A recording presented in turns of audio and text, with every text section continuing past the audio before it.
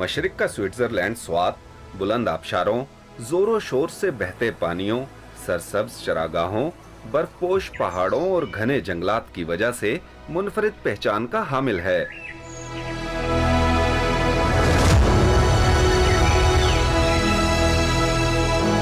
यही बेमिसाल खूबसूरती वादी स्वात को दूसरे इलाकों से मुमताज बनाती है।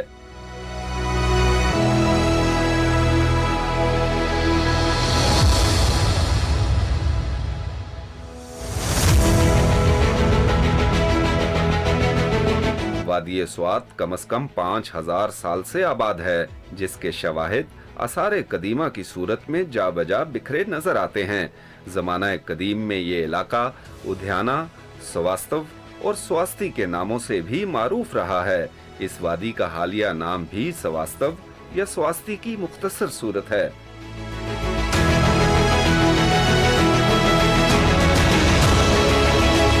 स्वात का मतलब सूरज की तरह चमकने वाला बयान किया जाता है, जबकि इस वादी के दूसरे कदीम नाम उद्याना का मतलब गुलिस्तान या बाग है। पहचान पाकिस्तान की स्वात सीरीज में खुश आमदीद। इस वक्त हम स्वात मोटरवे के इख्तिताम पर है। बिल्कुल सामने स्वात मोटरवे का एग्जिट पॉइंट है। इस एग्जिट पॉइंट से राइट साइड पे दाहिने जानिब मुड़ते ही आप स्वात रोड पर चलना शुरू कर देते हैं, और अगर आप सीधा जाएं तो ये रास्ता लोअर दीर और अपर दीर से होता हुआ चतराल की जानिब जाता है। लेकिन इस सीरीज के दौरान, इस सफर के दौरान हम जा रहे हैं स्वात, वादी स्वात, जो कि खूबसूरती में अपना सानी नहीं रखती। इस सीरीज के दौरान हम आपको स्वात की मुख्तलिफ वादियां जो हैं दिखाना चाहते हैं। अगरचे मौसम के तेवर खतरनाक हैं, बादल छाए हुए हैं, लेकिन इसके बावजूद हम कोशिश करेंगे कि जो स्वात की पहचान है वो इलाके आपको दिखा सकें। इस सीरीज के दौरान जहां कुदरती सयाहत के नज़ारे करेंगे, वहां आर्कियोलॉजिकल साइट्स भी देखेंगे, क्योंकि स्वात आर्कियोलॉजी के हिसाब से बहुत ही रिच है। यहाँ पर बड़ी बड़ी पुरानी आर्कियोलॉजिकल साइट्स हैं। लेकिन इसके साथ साथ हम आपको स्वात और मैंगोरा सिटी, मट्टा में जरोगो वाटरफॉल, गबीन जब्बा पॉइंट और इसके साथ साथ मालम जब्बा भी लेकर जाएंगे। मालम जब्बा से आगे हम कालाम वैली तक जाने की कोशिश करेंगे, और कालाम में हमारा टारगेट है महोडन झील। अगर रास्ते खुले हुए तो हम आपको महोडन तक लेकर जाएंगे, लेकिन अगर रास्ते बंद हुए तो जो भी लास्ट पॉइंट होगा हमारा सफर वहां तक जारी रहेगा। तो चले स्वात की सैर करते हैं।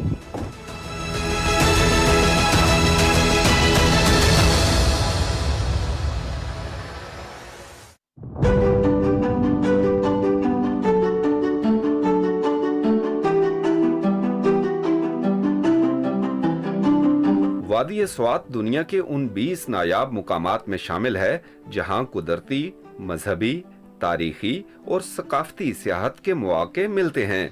इन तमाम ऑप्शंस की मौजूदगी में जैसे ही आप स्वात में दाखिल होते हैं तो बस ये समझें कि आप एक ओपन म्यूजियम में दाखिल हो गए हैं, क्योंकि यहाँ 5000 साल की मालूम तारीख के आसार जा बजा बिखरे पड़े हैं।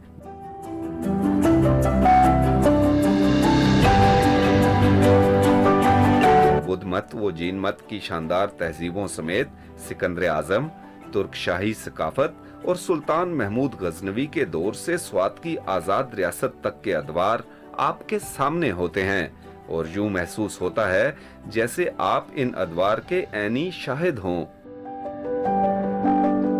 सिकंदर आजम 326 कबल मसीह में स्वात आए थे। या वहाँ पे कुछ फतुहात की, कुछ जगहों पे शिकस्त हुई उनको।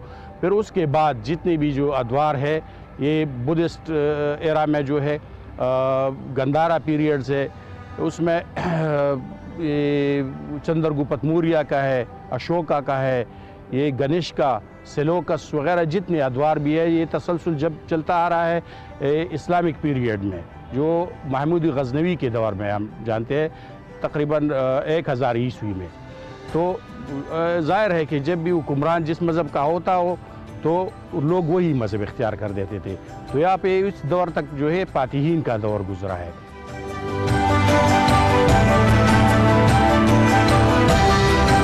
5000 सालों के दौरान जहां स्वात ने मुख्तलिफ मज़ाहिब के अदवार देखे, वहीं इस इलाके की शनाख्त मुख्तलिफ नामों से भी रही। वादी तो वही रही, मगर हुक्मरान और उसके नाम बदलते रहे। 2000 years back, Swat was known as Udyana under the dynasty of Buddhist dynasty, और तब उसको ये उद्याना स्टेट कहलाता था। फिर जब ब्रिटिश राज सब कॉन्टिनेंट में आया तो यहाँ पर प्रिंसली स्टेट 1926 में उसको डिक्लेयर किया, जिसमें सवात, बुनेर जो अभी सेपरेट डिस्ट्रिक्ट है, और शांगला, ये इन तीनों अजला पर मुश्तमिल एक प्रिंसली स्टेट था। और उसका जो रूलर कहलाता था, बादशाह साहब, उसको जो प्राइम मिनिस्टर था, उसको हम वाली सवात कहते थे।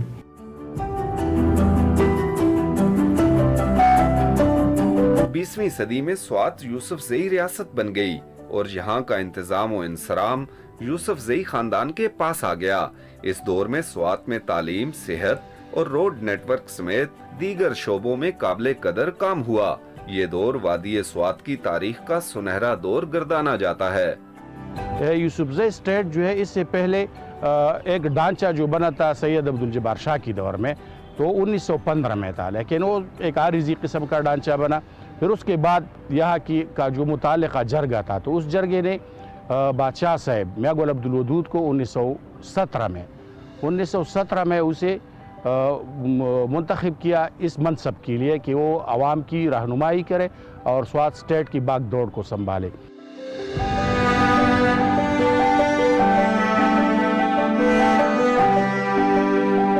स्वात की आज़ाद रियासत 6 दहाइयों से कुछ ज्यादा अरसा तक कायम रही। क़याम पाकिस्तान के तकरीबन 22 साल बाद वाली स्वात मियां गुल अब्दुल वदूद ने अपनी रियासत का मुमलिकत खुदादाद पाकिस्तान में इंज़माम कर दिया।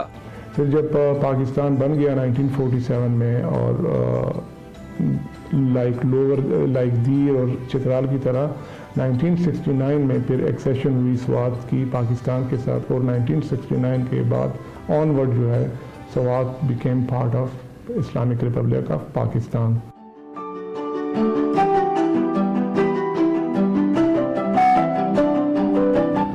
अगर ये कहा जाए कि वादी स्वात में दुनिया की सबसे पहली मजहबी हम आहंगी राइज रही, तो ये बिल्कुल भी हकीकत के बरक्स न होगा।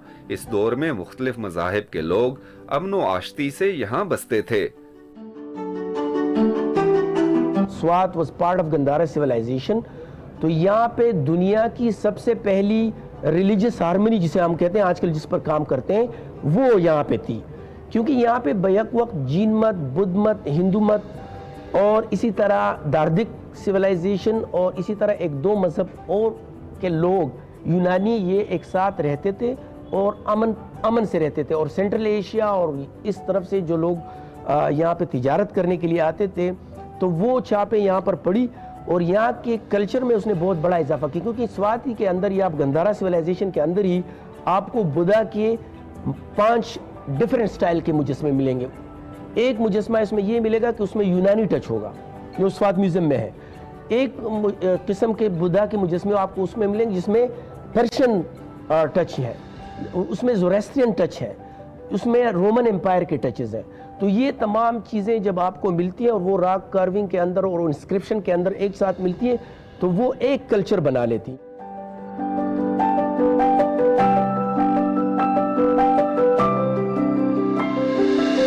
जो स्वात का एरिया है वो 5337 स्क्वायर किलोमीटर है, और हमारे पास जो 2017 की पॉपुलेशन के मुताबिक हमारी जो पॉपुलेशन थी वो 2.3 मिलियन थी। अब जो डिजिटल सेंसस पॉपुलेशन 2023 की जो पॉपुलेशन के मुताबिक सर्वे के मुताबिक जो हमारा पॉपुलेशन है स्वात डिस्ट्रिक्ट की, वो है 2.6 मिलियन।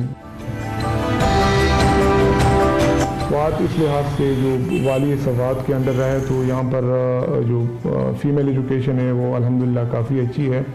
यहाँ पर हमारे पास 51% जो है वो लिटरेसी रेट है स्वात में, जो कि अगर पूरे एरिया को कंपेयर कर ले मालाकंड डिवीज़न में, तो सबसे ज़्यादा अच्छी जो लिटरेसी रेट है वो स्वात डिस्ट्रिक्ट की है।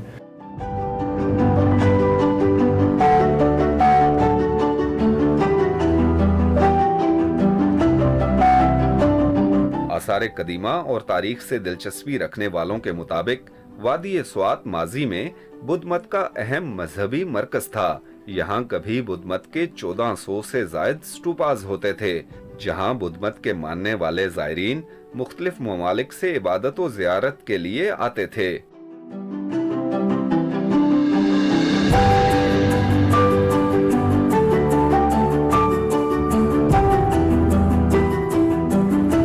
यहाँ पे न सिर्फ आपको खूबसूरत आबशारें और मेडोज मिलेंगी और ग्लेशियर लेक्स मिलेंगे, बल्कि यहाँ पे आपको 5000 साल की तारीख और ओपन म्यूजियम मिल रहा है, जिससे पूरी दुनिया के बल्कि बुद्ध मत के लोग तो यहाँ पे आने के लिए बेताब है, क्योंकि उनके लिए मुकद्दस जगह है। तो यहाँ पे गुरु रिनपोशे या सेकंड बुद्धा जो उसकी विलादत हुई है और वहाँ यहाँ से तिब्बत गए थे।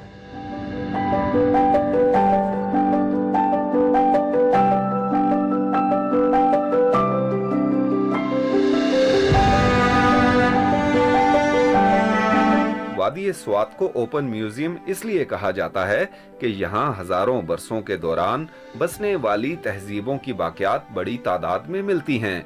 अगरचे ये आसार अब खंडरात की सूरत इख्तियार कर चुके हैं, लेकिन फिर भी उन्हें देखकर अंदाजा लगाया जा सकता है कि ये तहजीबें कितनी शानदार और पुरशिको रही होंगी।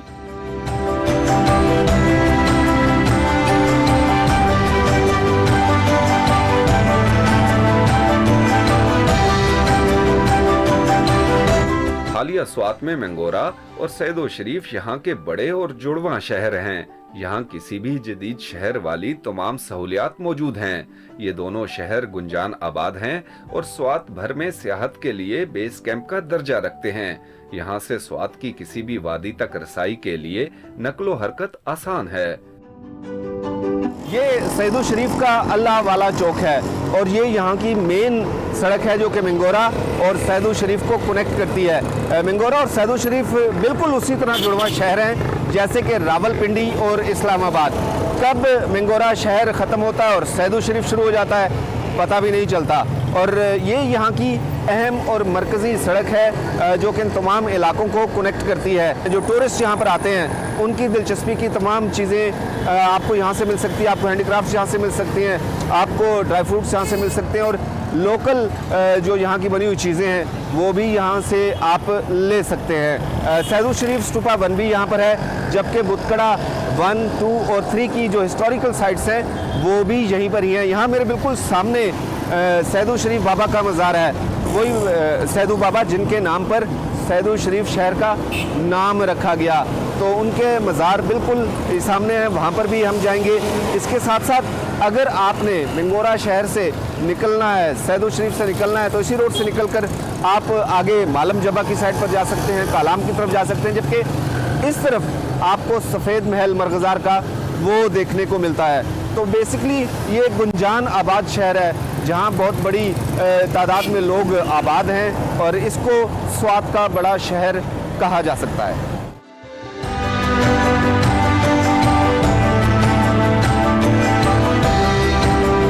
स्वात भर में हर कैटेगरी के होटल मौजूद हैं जहां आप अपने बजट के मुताबिक रिहाइश का इंतखाब कर सकते हैं।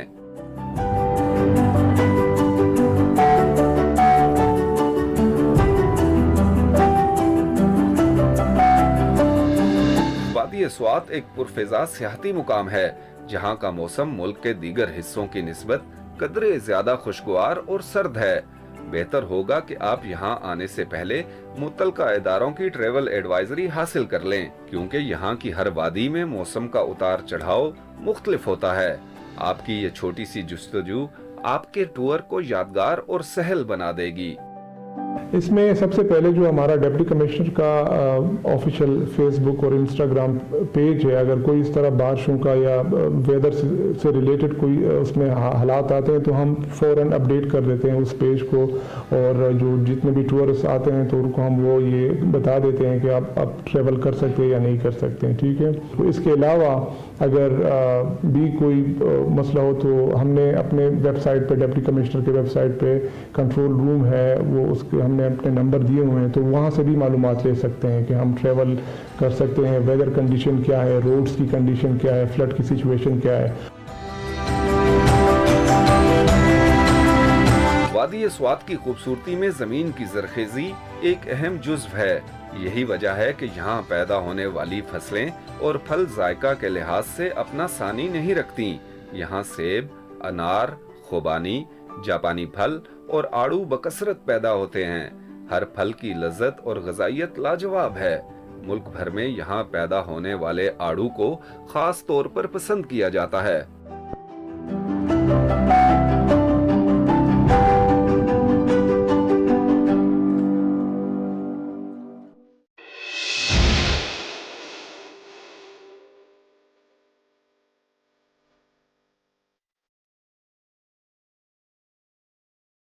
सिकंदर आजम 326 कबले मसीह में अफगानिस्तान से बाजोड़ के रास्ते इस वादी में दाखिल हुआ। इस वादी में जहां सिकंदर आजम से मंसूब शहर की खस्ता हाल बाक़ियात का नज़ारा मुमकिन है, वहीं यहां का मुकाम अबा साहब चीना माजी की शानदार तहजीबों की सुनहरी यादों का अमीन है।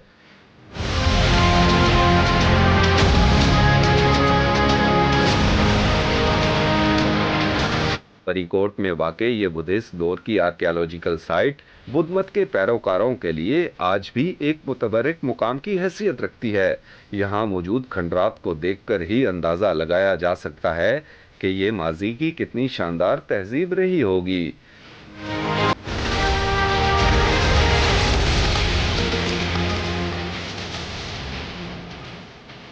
फरीकोट से वादी निजी ग्राम तक गाड़ी के जरिए रसाई मुमकिन है, जबकि निजी ग्राम से अबा साहब चीना तक लगभग 30 मिनट की ट्रैकिंग करना पड़ती है। ये पैदल रास्ता भी कुछ ज्यादा मुश्किल नहीं है।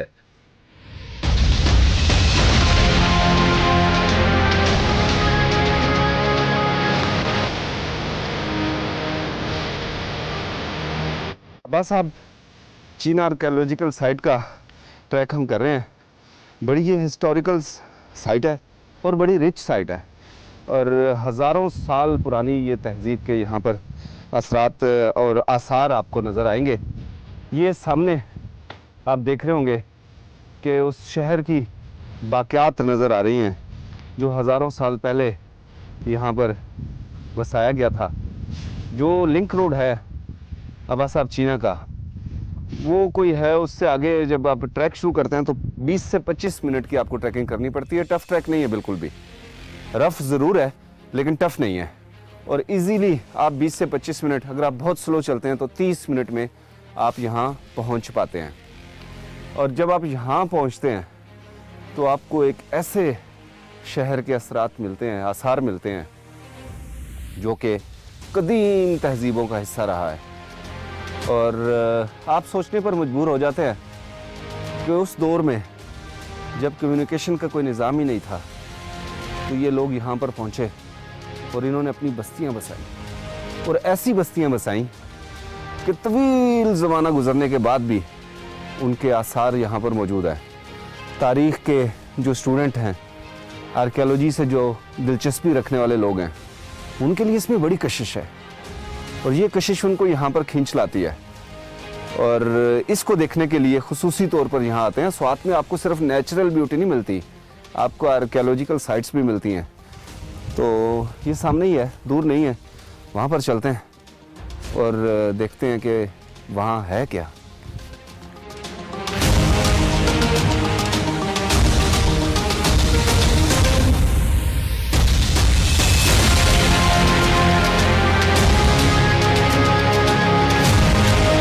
यूं ही आप निस्फ घंटा की ट्रैकिंग के बाद अबा साहब चीना की आर्कियोलॉजिकल साइट पर पहुंचते हैं तो दंग रह जाते हैं। आपकी नजरों के सामने इस तहजीब के पुरशिको खंडरात होते हैं जो माजी की एक बड़ी तहजीब का अहम हिस्सा रहे।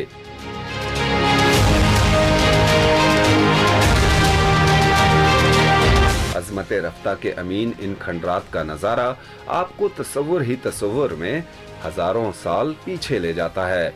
ये मुकाम एक तंग घाटी में वाक़े है और इस अजीम शहर को यहाँ बसाने का मकसद भी शायद यही था कि बैरूनी जहरियत से हर मुमकिन हद तक महफूज रहा जा सके।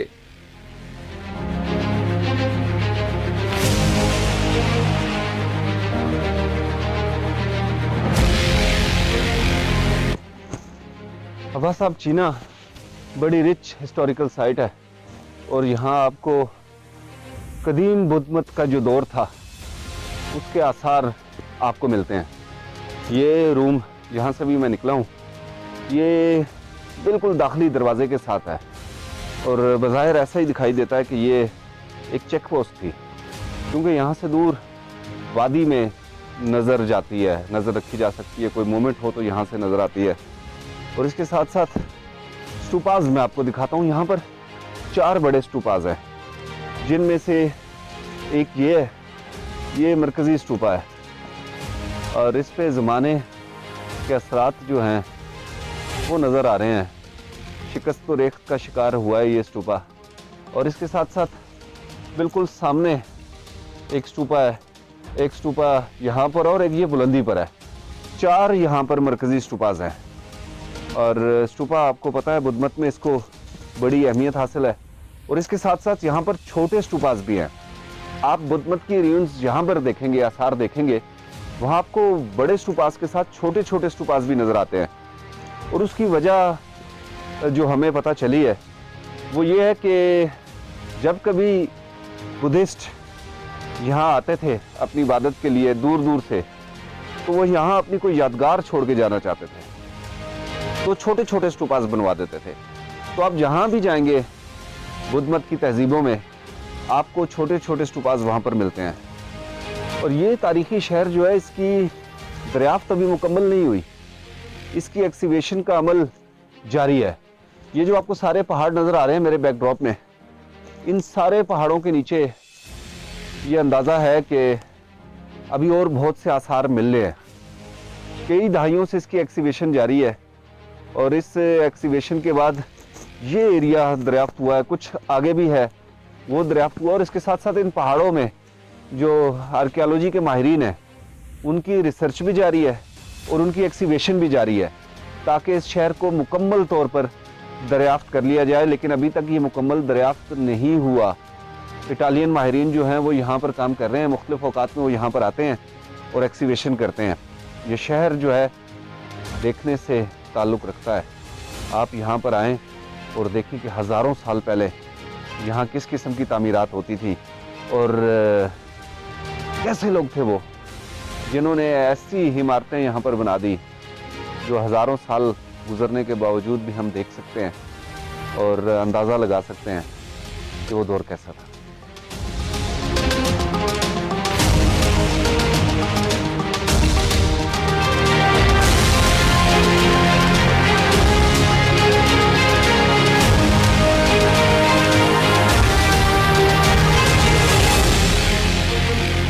ये आर्कियोलॉजिकल साइट जो है वो इस चश्मे की वजह से मशहूर है। अबा साहब चीना इसको कहा जाता है और चीना जो है पश्तो ज़ुबान में पानी के चश्मे को कहते हैं। अबा साहब एक बुज़ुर्ग थे जो यहाँ पर बैठा करते थे और ये चश्मा ये कहते हैं कि उन बुज़ुर्गों की करामत है, यहाँ के लोग कहते हैं उनकी वजह से यहाँ पर पानी फूट पड़ा था।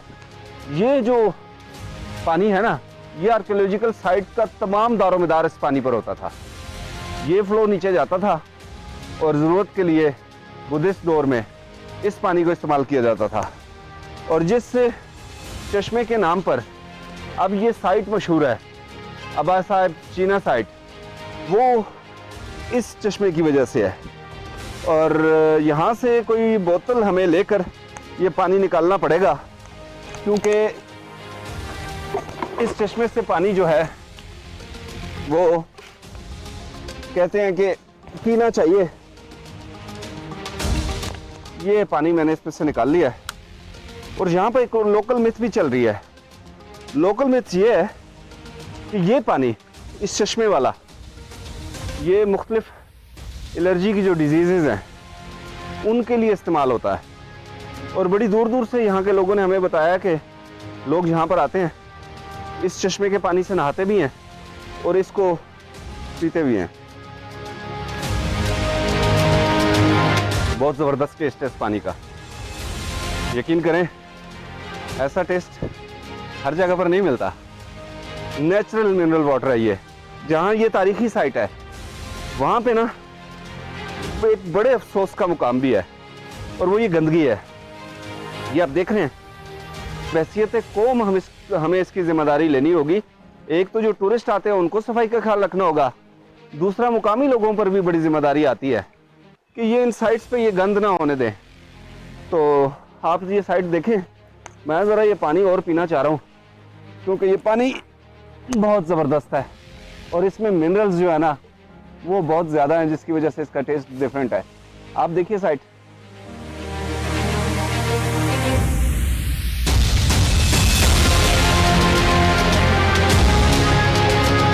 पहचान पाकिस्तान की इस किस्त में जो आपने देखा और सुना वो वादी स्वात में मुख्तलिफ इकसाम की सियाहत की इब्तिदा है।